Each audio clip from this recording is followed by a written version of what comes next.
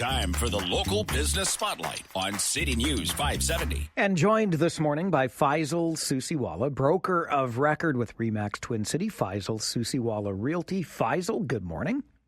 Good morning, Mike. How are you? I'm doing very well, thank you. How about yourself? I'm excellent, thank you. Glad to hear it. So while we have you on the phone, it's always good to check in on the market, what it's looking like in the region. What can you tell us about it? Well, it's been interesting. We've had, inflation's coming into the target range, which is good to see. We've had two rate reductions already, June 5th and July 24th, and another one hopefully expected coming into September 4th, Bank of Canada announcement. Now, it's been interesting. The first two rate reductions didn't have a huge impact on market pricing. I think people are still a little bit apprehensive about entering the market given the history of rate increases after drops. So there's some caution there.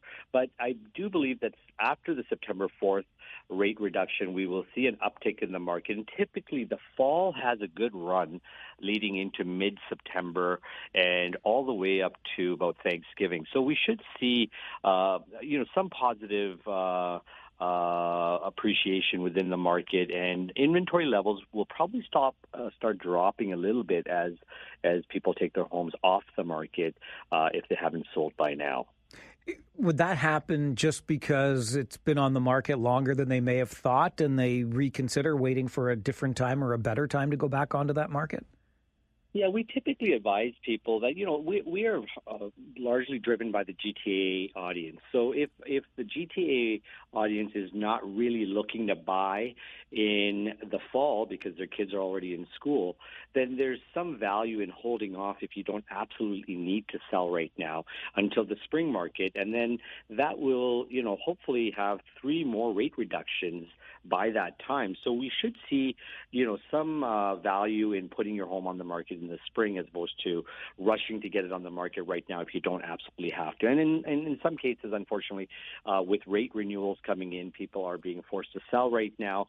So there will be an opportunity leading into mid-September if someone needs to sell.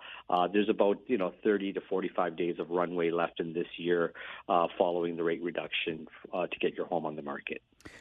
What about new construction, Faisal? What are we seeing in terms of new construction? Are builders still building?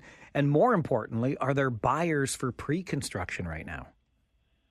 I'll tell you, in my opinion, and again, builders will hate me saying this, it's come to a grinding halt.